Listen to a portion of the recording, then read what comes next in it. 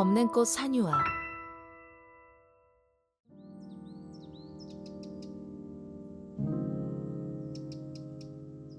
다음에 오시죠. 어허, 이런 낭패가. 저희는 예약 손님만 받습니다. 김구는 어느 노인과 대문 앞에서 20분 넘게 대치 중이었다. 노인의 목소리와 눈매는 범상치 않았지만 걸쳐 입은 두루마기는 원래 색이 어떤 색이었는지 분간하기 힘들 만큼 바래였고 한쪽 손에는 검은 봉지가 들려 있었다. 산기슭을 타고 내려온 저녁바람에 노인의 허연 수염이 허공으로 출렁거렸다. 어서 대문을 열라는 손짓처럼. 김군의 연락을 받고 노인과 마주한 혜영은 대문 옆으로 비켜섰다. 이제 곧 영업이 시작될 시간이고 장승처럼 버티고 서 있는 노인을 대화로 설득하긴 어려워 보였다. 이쪽으로. 혜영의 안내를 받으며 본관 대돌에 올라 흰 고무신을 벗으려던 노인은 연못과 정자를 가리키며 말했다. 저기가 좋겠군. 봄이지만 해가 지면 서늘합니다. 내 인생이 본디 춥소이다. 준비가 되는 동안 차 한잔 하시죠. 뜰이 좋으니 산책이나 하고 있겠소. 막걸리가 든 검은 봉지를 대청마루에 놓아두고 정원을 거닐고 있는 노인의 뒷모습을 보며 혜영은 고민에 잠겼다. 보통 손님들과 달라 보이는 노인을 누가 상대하는 게 좋을까? 고민에 거듭해도 한 가지 생각만 맴돌았다. 신식은 신식으로, 고전은 고전으로. 예약 시간이 늦게 잡힌 난지는 둥근 소반을 가운데 두고 노인과 마주 앉았다. 상차림은 소박했다. 도토리묵, 해물파전, 뭉툭하게 썰린 오이와 막걸리 4대병이 놓여있는 게 시골 원두막에서 밤참을 먹는 풍경 같았다. 노인은 막걸리 밑둥에 내려앉은 노르스름한 침전물이 흔들리지 않도록 난지의 잔을 먼저 채워주었다. 소나기가 기다려지는 밤입니다. 별들이 멀뚱한 걸 보니 오늘은 그런 것 같소. 청주를 즐겨 하시나 봅니다. 요놈처럼 맑게 분리되는 게 없어서. 다음엔 빈손으로 오시죠. 저희도 괜찮은 청주가 있습니다. 난지가 맑은 미소를 지으며 노인에게 말했다. 그를 가까이 한 관상 같소만. 관상도 보시나요? 느낌이 그렇소. 노인의 느낌이 어느 정도 정확한지 모르지만 난지가 가까이 하지 않는 글들은 있었다. 3학년 겨울방학 때 인턴 사원으로 근무했던 프랜차이즈 회사는 가맹점주 주머니를 짤주머니처럼 쥐어짜서 돈을 벌어들였고 회장이 외부 행사에 참석하면 의전 수준이 임금님도 저리 가라 할 만큼 호들갑을 떨었다. 난지는 비서실에서 언론 홍보기사도 작성했었는데 대부분 촌지를 찔러주고 실리다 보니 소설처럼 허구의 창작 과정이 필요했다. 퇴근 전까지 맞춤법이랑 띄어쓰기 확인해봐. 비서실장이 턱짓으로 회장의 자서전을 가리켰다. 너무 두꺼운데요? 야근하면 되잖아.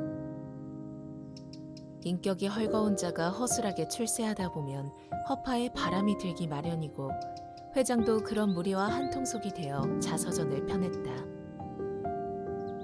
이름 꽤나 알려진 유명 인사들을 특급 호텔로 초청해 뷔페 요리를 대접하며 출판 기념회도 가졌다. 문학의 감수성보다 조잡한 처세술만 판치는 호텔 뷔페식 출판 기념회. 난지는 초청장 문구와 기념사 원고도 작성해야 했다. 한 해를 마무리하며 저의 삶도 되돌아보는 시간을 가지고자 하오니 부디 발걸음을 하시어 자리를 빛내주시길 소망합니다.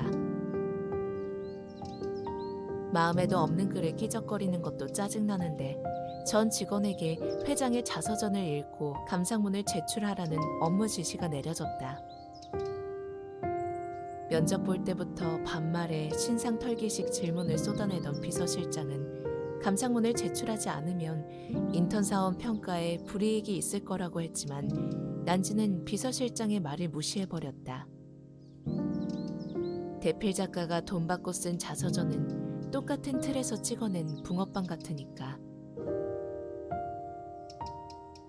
가난한 집안 출생, 일찍이 인생 쓴맛 경험, 주경 야독, 이악 물고 대학 진학 및 졸업, 전도 유망한 기업 입사, 새벽형 인간이 되어 회사에 제일 먼저 출근, 고속 승진, 동료들의 따가운 시선과 견제, 눈 딱 감고 맡은 업무에만 집중, 인간인지라 마음고생 심했음, 잠시 방황, 유년 시절 품었던 꿈틀, 삶의 기로에서 과감한 결단, 집안의 반대를 무릅쓰고 아파트 팔아 회사 창립, 각오는 했지만 혹독한 고난 봉착, 한 곱이 넘겼다 싶었는데 예기치 못한 돌발 변수 발생, 돈줄 막히고 부도 직전, 이렇게 무너지고 마는 것인가. 한강에서 소주 벽나발 불며 자살 고민, 나만 바라보는 가족과 직원들 눈에서 아른, 기적 같은 전화위보 기회 마련, 죽으라는 법은 없더라. 지난날 회상하며 눈물 찔끔, 아직 시행하지 않는 재산 기부 계획 자랑. 난지는 비서실장이 아름다운 한글을 아부의 도구로 계속 요구한다면 쓸 문장은 간단했다. 소크라테스는 독배를 마시고 숨을 거둘 때까지 삶의 지혜를 갈구했지만 스스로 잘났다고 자서전을 쓰지 않았다. 플라톤 같은 제자를 남겼을 뿐. 한글을 좋아하는 편입니다.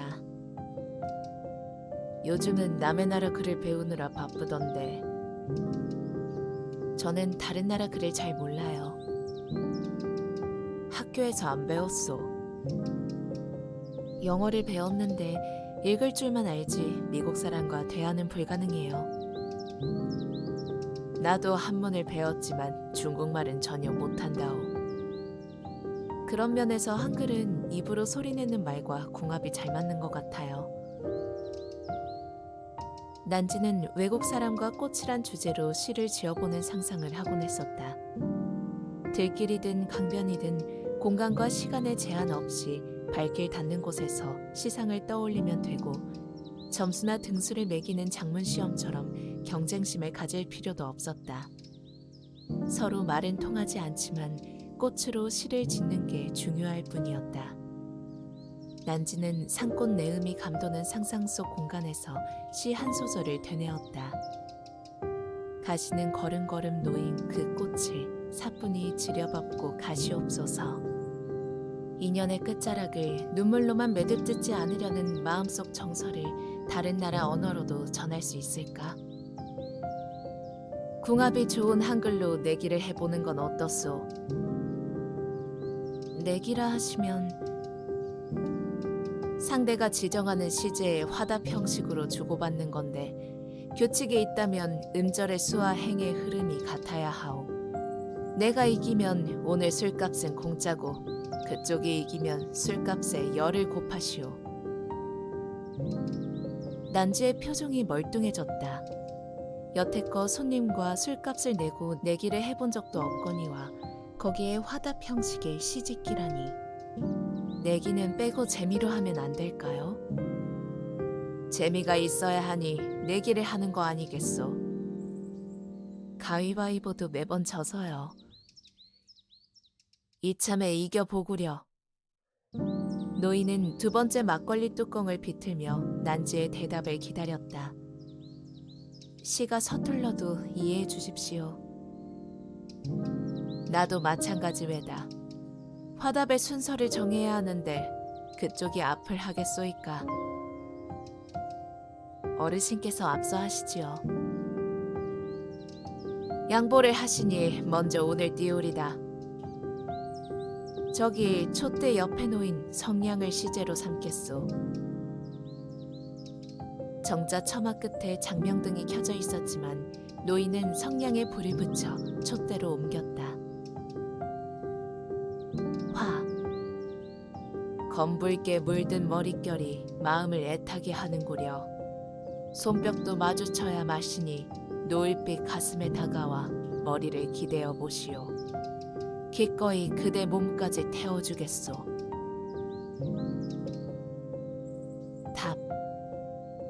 한 번에 태워주신다면 이내 몸 노을빛에 맡겨보겠지만 두세 번에도 못 피어올라 버림받을까 두렵소. 혹여 성공하시면 입김 불어 내쫓지는 말아주소서. 두 사람이 주고받는 시는 60음절의 행의 흐름이 같았지만 그건 중요한 게 아니었다. 노인이 눈여겨본 건 앞사람 시에 호응해주는 뒷사람의 성이었다. 이곳을 다녀간 고향 후배의 말이 농담이 아닌 걸까. 난지가 노인의 빈잔을 채워주며 다시금 맑은 미소를 지었다. 성냥개비가 시의 소재가 될지는 몰랐습니다. 모래 알갱이도 시와 노래가 되지 않소. 이번엔 그쪽에서 앞을 하시오. 어르신께서 계속 앞서 하시지요. 내기는 공평해야 하니 그쪽이 앞을 하시오. 저는 뒤쪽이 편합니다. 새치기가 판치는 세상에 양보심이 좋구려. 시제라도 먼저 정해보시오. 그러시다면 벼룩을 시제로 삼겠습니다. 벼룩. 노인은 황토사발에 채워진 막걸리를 비우고 연못에 눈길을 주었다. 이태백을 희롱하던 은빛 물체는 반토막이 나 있고 톡톡 튀는 벼룩은 어떻게 잡아야 할까? 화. 낯짝이 곱다 하여 발품 팔았더니 이리저리 피하기만 하는구려. 애간장은 타고 없으니 새침 그만 떨고 어디 손길이나 한번 스쳐봅시다. 답. 낯짝이 있다 한들 아무하고나 마주 앉아 필담을 나누지는 않소. 이내 몸 뛰어봐야 늘 그 자리에 오니 적적하실 때 달구경이나 하러 오소서. 연못에 떠있는 소나무 가지 사이로 달빛이 그림자로 젖어들었다. 그림자는 향기를 품지 않지만 솔잎 향기에 욕심을 내는지 물주름이 여리게 꿈틀거렸다. 짓궂은 글 잘 받아줘서 고맙소. 술값에 열을 곱하시오. 오늘은 편히 즐기시지요. 혹 지필묵이 있소이까? 다른 글을 쓰시게요? 이곳 밤공기가 느긋해서. 난지가 지필목이 들어있는 반다지에서 벼루를 꺼내 직접 먹을 가는 동안 노인은 소매자락을 걷어올리고 앉은 자세를 가다듬었다. 어줍잖은 솜씨로 사군자 운운하던 허풍선이들을 적잖이 봐왔던 난지는 노인의 실력이 궁금해졌다. 먹물의 농도가 어느 정도 맞춰지자 난지는 벼루를 노인의 무릎 옆으로 옮겨주었다. 마지막 막걸리 잔을 비운 노인은 넓게 펼쳐진 화선지 위로 붓끝을 가져갔다. 송엽, 청향, 부려, 개탐. 솔잎의 맑은 향과 절개를 탐하지 마라.